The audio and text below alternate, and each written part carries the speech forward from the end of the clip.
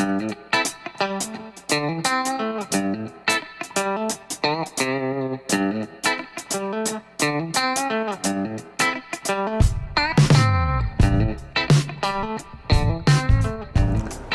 guys, this is Wade from Wade's Orchids.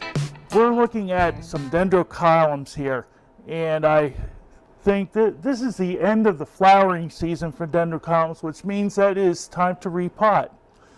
With Dendrochilums, usually what happens is they put up new growth, and as the new growth is coming up, right behind it is coming the flower spikes. They put out spikes of usually fairly small flowers. This is Dendrochilum bicolosum here, and you can see that the flowers are very small, and a lot of times what happens is they have this helix type of twist here, which gives it a really nice look. These are grown moderately moist, and I will show you that with the repotting that we're going to do here. As you can see, this is I'd say a medium-sized Dendrochilum. It's getting some fairly good number of growths on it, but the plant itself is about 12 inches tall. Show you a couple more here that are not in flower. This is a small grower here.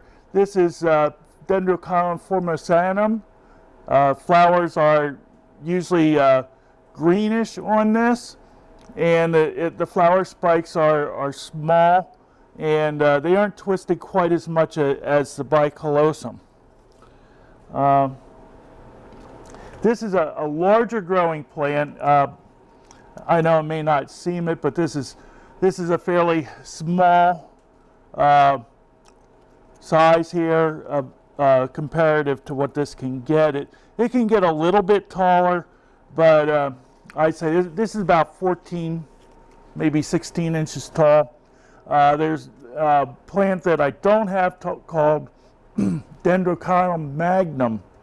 Magnum can get about 2 feet tall with huge flower spikes that can go and arch down 2 feet with fairly large flowers. It's very impressive, as can all of these be when they're grown well. Okay, and lastly, what we're going to work with here, this is Dendrochilum convilliforme, and its variety Fishing Creek Spiral, which got a CCM AOS from the owner, Steve Mayle of Fishing Creek Orchids. I know Steve pretty well. I got this plant from him, and we're going to divide it and put it into some pots, and hopefully this will be for sale sometime this summer. I hope I'll be able to get maybe 4, maybe 5 pieces of it, plus there's some back bulbs, and we'll show you how to address them also. So first thing that we need to do is you can see maybe here's a flower spike that still has some flowers, and you can see that it has the twist to it also, but unlike bicolosum, these flowers are kind of a tawny yellowish light tan color. Bicolosum, as you see, has more orange in it. So the first thing that we want to do is to take off the old flower spikes. So I'm going to pause things until we do that. So we'll be right back. Okay, we're back here, and as you see, it's devoid of flower spikes and such. There were 46 spikes on that. What I'd like to do here is, I'm behind the camera here for a second, and I'd like to see if I could give you a close-up of, now this is from bicolosum here. I took the spikes off of that also, but you can see that the flowers on this are about 1/4 of an inch, and it's a very nice little thing. They open up nicely. but just to give you an idea. However, it is not the individual flowers that we really look at with something like this, but the clusters or spikes, and how many there are. Like I said, there's 46 spikes on this one, and on the bicolosum there was 36. So again, this is Dendrochilum convilliforme. That's a mouthful, but it's a very prolific flower, and we're going to divide it here. Let's turn this upside down, get any flowers that have fallen off from it. You can see there's a lot of flowers that just kind of drop off, and they can become a real mess if you don't take care of this before they're completely finished flowering. So this kind of just comes out of the pot, and I can show you this was pretty much in a peat moss and perlite mix.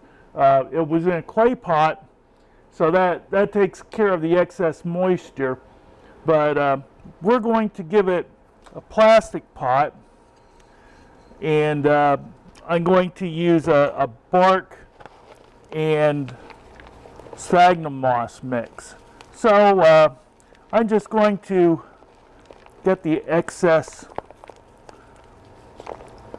old potting mix out of here, and I don't think it'll be too much trouble to divide it up. We're going to try to look for clumps here.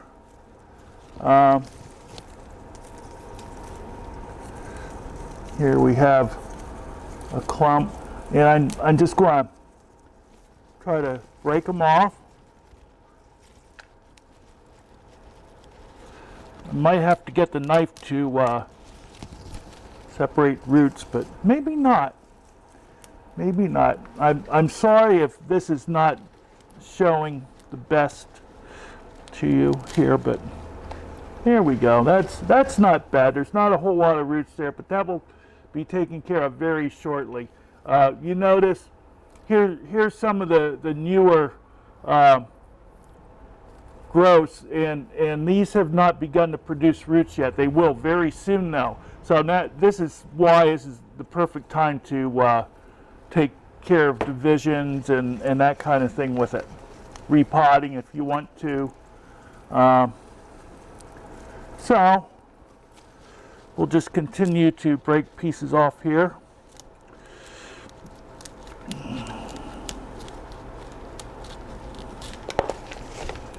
Now here we have some old bulbs. We can break them off, but I will keep them.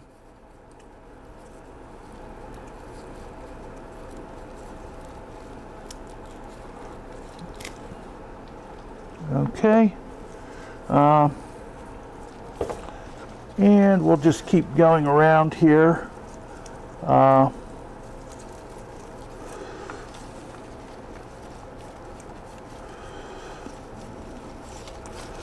Right here we have a group.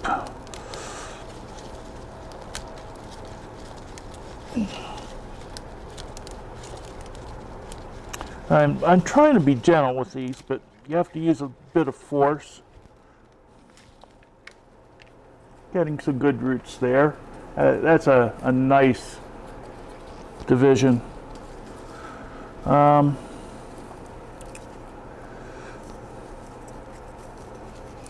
This is going to be a small division that's going to have a lot of back bulbs in with it. But that's okay. It will grow up. And just kind of twisting and pulling. Okay, we're going to get some other things out of here. This is going to be divided into two.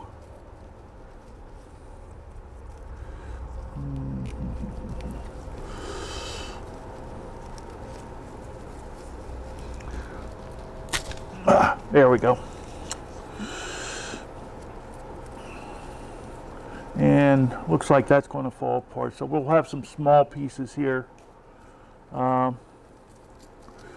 This is towards the center of the plant, and we have a lot of back bulbs, along with a couple of newer growths.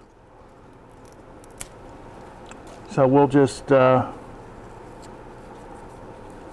keep going, and I'm not going to do all of these while you're watching, but I will do a couple. Show you basically how to go about this. And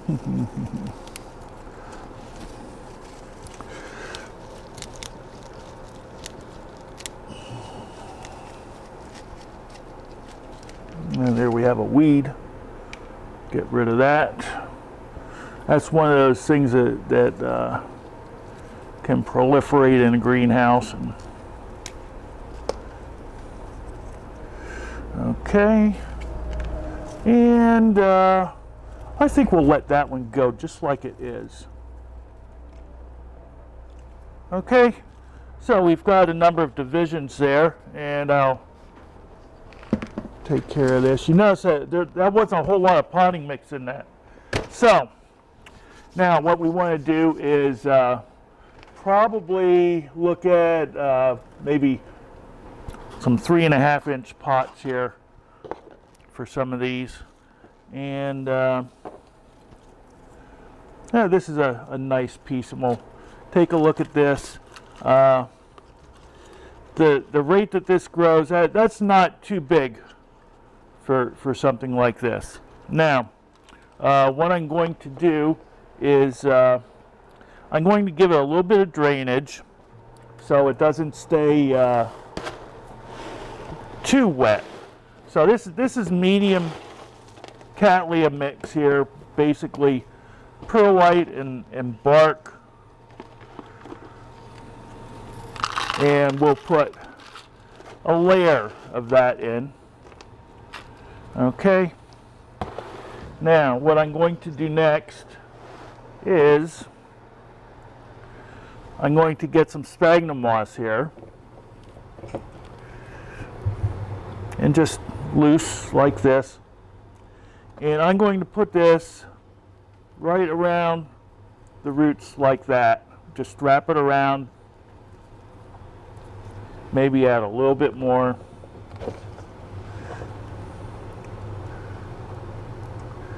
Okay, this is not tight or anything like that at all, and this is definitely not rocket science. So we have a very loose ball right here. Okay, and what I'm going to do is, excuse me, the heat started up, but that's a necessity here in the greenhouse. Hope you can still hear me.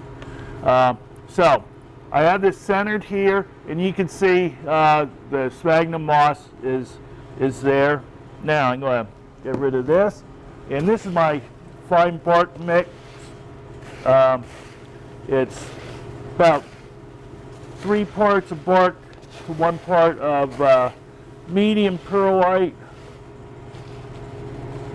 and I'm just going to start tapping this in. Not going to do it real tight right away, okay, and just kind of work it down in very loosely. This is not really hard to do at all, okay? So don't worry about it.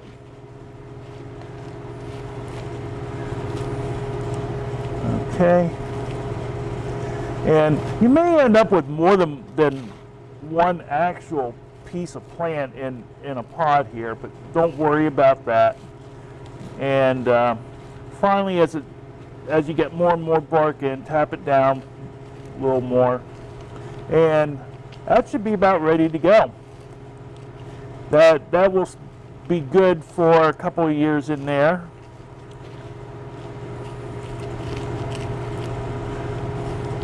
All that's left to do is to water this and to put a label on with, I like to put a label with the date on it so that you know when it's repotted. But also with something like this, you know that it flowered about a month or 6 weeks before this date. So we can look at it at any time and backtrack and figure out, well, gee, it flowered this time, and then we can get an idea of when it should flower next. Some of these will flower more than once a year, and we can find that out too by keeping track of the date.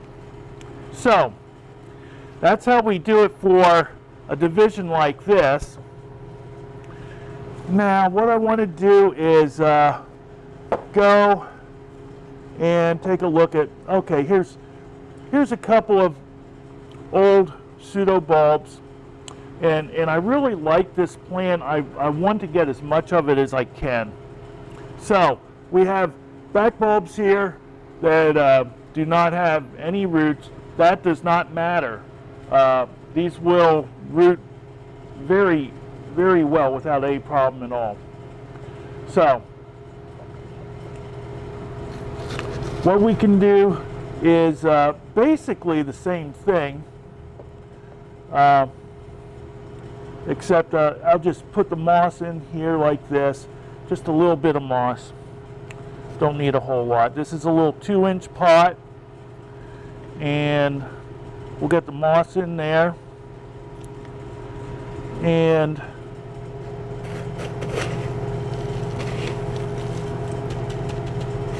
a little bit of bark, tamp it down a bit.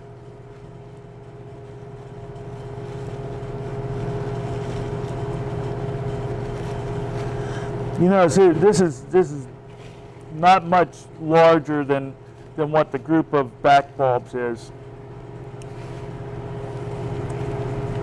And that is because once this starts growing active leads, we want to take it out and repot it into something a little more permanent. This is just going to go for maybe 6 months to a year at the most, like this, and then we'll just move it right on up to a larger pot. If we need to, we can get rid of some of the bulbs that do not put out new growth. And again, we want to label this and date it, and there we go. So this is how to take care of Dendrochilums. It's a very nice plant to grow, very easy. It needs about Oncidium type light, and needs to be kept moist all the time.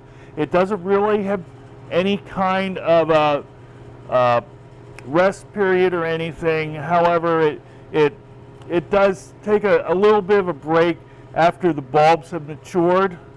I don't really slow down on the watering much or anything like that during that period.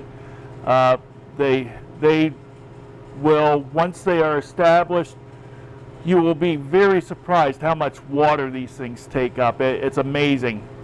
They are very, very rewarding, nice thing to grow. I highly recommend you have a couple of them in your collection. They also do very well under lights and at windowsills. Moderate humidity, 50–60% is good. They will take higher humidity if you have it. I've got about 70% in my greenhouse. Temperature, they're intermediate to warm growers. My greenhouse gets down to 55. They would be okay if it got down into the upper 50s or lower 60s. Like almost any orchid though, they do like to have a temperature drop between day and night of about 10 degrees if you can do that. So try to remember that. Like any orchid, they like air movement. So that pretty much takes care of the requirements. I hope you enjoyed this. This is Wade from Wade's Orchids. If you have any questions at all, please feel free to let me know. Hope this has helped you a little bit and maybe given you some ideas of possibly adding some of these to your collection. Thanks, and happy growing, and have a good day. Bye-bye.